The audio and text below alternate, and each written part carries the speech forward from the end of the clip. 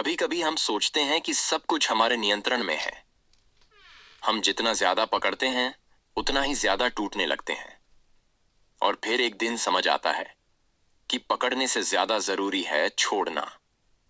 आज की इस वीडियो में हम बात करेंगे लेटिंग गो और उस ज्ञान की जिसे भगवत गीता ने हजारों साल पहले समझा दिया था। हमारी जिंदगी का सबसे बड़ा संघर्ष यही है। हम हर चीज को नियंत्रित करना चाहते हैं। परिणाम, रिश्ते, पैसा, करियर, सब कुछ अपने हिसाब से चलाना चाहते हैं। लेकिन सच्चाई क्या है? जितना ज्यादा आप नियंत्रण चाहते हैं उतना ही ज्यादा मन बेचैन होता जाता है।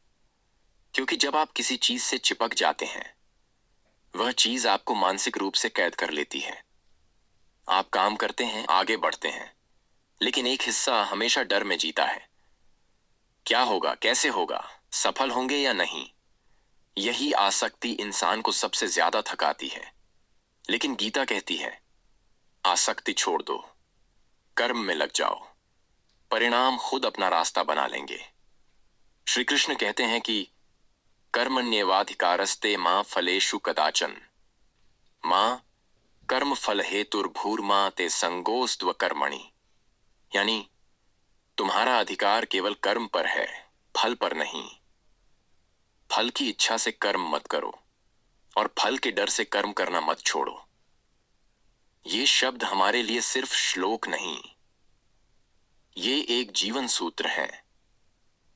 जब आप परिणाम की चिंता में घिरे रहते हैं आपका ध्यान बिखर जाता है, आपकी ऊर्जा टूट जाती है, आपका मन कमजोर पड़ता है। लेकिन जैसे ही आप छोड़ देते हैं एक अद्भुत हल्कापन आता है। आप काम में डूब जाते हैं, प्रक्रिया आसान हो जाती है और आश्चर्य की बात, परिणाम भी बेहतर आने लगते हैं। Spiritual truth, nature, universe, ego. आपकी सांस, आपके कदम, आपका शरीर, आपका मन, सब कुछ प्रकृति का हिस्सा है।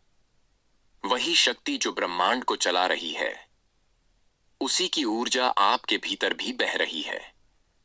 कोई उसे प्रकृति कहता है, कोई यूनिवर्स, कोई ईश्वर। नाम अलग हो सकता है पर सत्य एक ही है।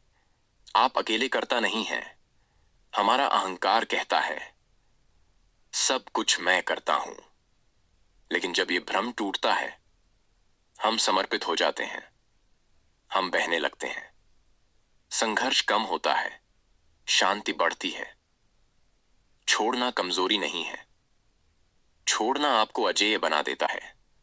क्योंकि जब मन आसक्ति से मुक्त होता है आप पूरी शक्ति, पूरी स्पष्टता और पूरे फोकस से काम कर पाते हैं।